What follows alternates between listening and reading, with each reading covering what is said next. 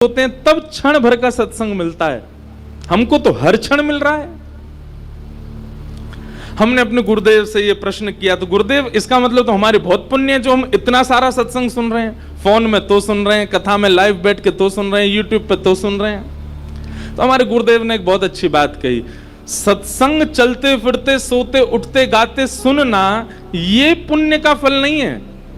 पुण्य का फल कब है? बोले जब जो सुनी गई बात है वो जीवन में उतरे, तब समझो हाँ ये पुण्य का फल मिला। सत्संग तो रावण भी सुनता था कभी कभी, सत्संग तो कभी कभी राक्षसों को भी नारद जी जा करके सुनाते थे, पर उन पर प्रभाव नहीं होता था उसका। तो इसका मतलब ये थोड़ी है कि उनका पुण्य था। पुण्य तब मानो जब वो घटे, जीवन में उतरे।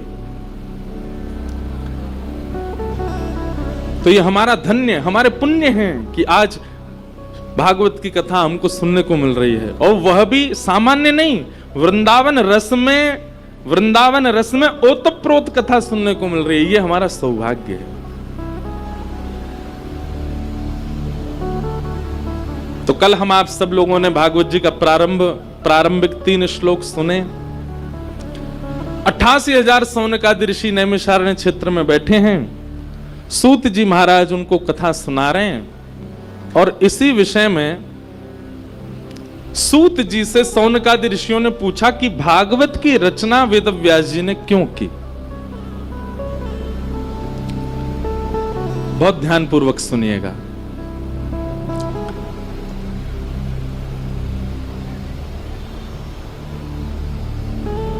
भवतानुदित प्रायं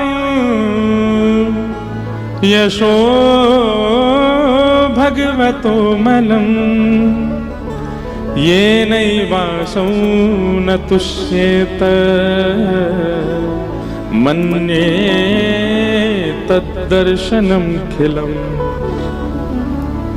वेदव्यास जी महाराज जिन्होंने हिंदू वैदिक सनातन धर्म को अनेक ग्रंथ प्रदान किए, मानव कल्याण के लिए वेदव्यास जी ने सबसे पहले 4 वेदों को लिखा। बंधुओं पहले एक ही वेद था, उस वेद का नाम क्या था? प्रणव। प्रणव का मतलब क्या होता है? ओमकार। पहले एक ही वेद था। मतलब एक प्रकार से देखें तो प्राचीन काल में ऐसा होता था कि मंच पर बैठकर के व्यास केवल ओम शब्द का उच्चारण करता था और हजारों श्रोताओं को अपने प्रश्नों के उत्तर मिल जाते थे। वेदः प्रणव एवाग्रे। व्यास जी ने विचार किया कि कलयुग आने वाला है, लोगों की बुद्धि इतनी सक्षम नहीं है कि ओम से कल्याण कर लें। तब उन्होंने 4 वेद लिखे, ऋग्वेद, यजुर्वेद, सामवेद, अथर्ववेद। पर उसके बाद भी व्यास जी को लगा कि शायद इससे भी इतना मानव कल्याण तो नहीं हो पा रहा है। तब व्यास जी ने अनेक पुराणों को लिखा। 18 उपपुराण लिखे गए, 17 महापुराण लिखे गए, और महाभारत जैसा शास्त्र लिखा गया। लेकिन वेदव्यास जी महाराज को फिर भी चित्त में प्रसन्नता नहीं हुई। प्रसन्नता का मतलब अपनी क्रिया से तृप्ति होनी चाहिए ना। हम जो कर रहे हैं उससे हमको संतोष होना चाहिए कि मैंने अच्छा किया।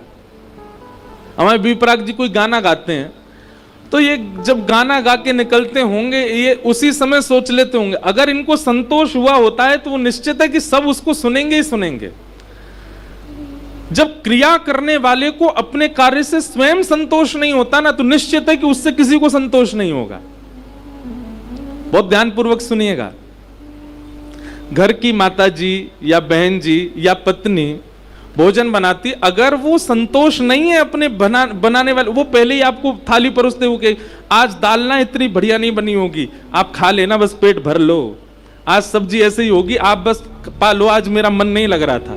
संतोष जब तक क्रिया में नहीं आता तब तक वो क्रिया किसी को संतुष्ट नहीं कर सकती। वेदव्यास जी महाराज को अपनी कृतियों से संतुष्टि नहीं हो रही थी।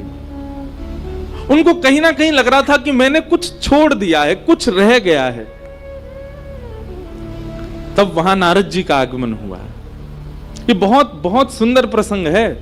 जो